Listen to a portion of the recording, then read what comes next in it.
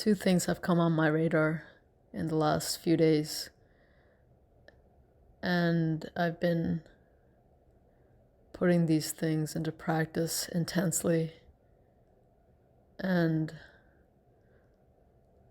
I'll be honest, in just a few days I feel like things have shifted immensely. The first is Frank Yang's work. I encountered Frank Yang on a podcast a few years ago, and I had to shut it off. I wasn't interested. But he has changed immensely in the last few years. And I watch his videos and they resonate really deeply, really profoundly, really colorfully. And I want to say I feel a just thankfulness towards him at the moment. He,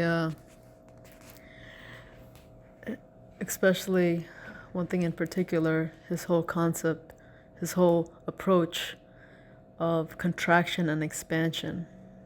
It's brilliant. I've been getting intuitions to do Vipassana again, but I don't know why, and now I think I understand why. To build mindfulness. I never knew quite what that meant, but I get it now. It's like horsepower.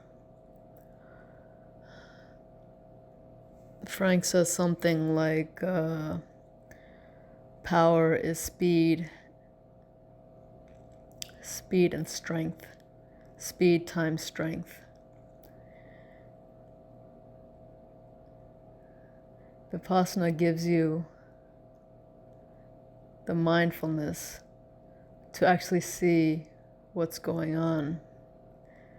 And he says that a reason why people have glimpses but are not able to steady into those insights is because they don't have enough mindfulness, that they don't have enough power to break through. So in addition to my usual practice, which is something like natural meditation, silent mind, natural meditation, I add Vipassana, and it seems to have borne pretty immediate fruit. To describe the fruit that's being born, I have to rewind and mention another tip I got from someone else named David McDonald. A practice to encourage the no-self insight, the insight that there's no center.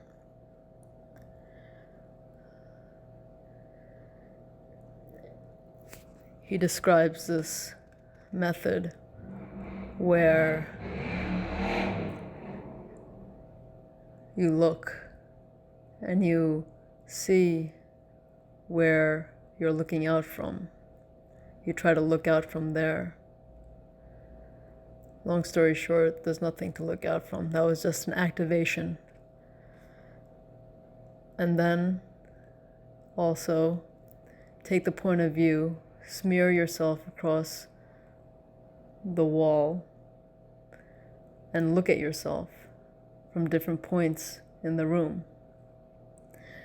Now, where are you looking from?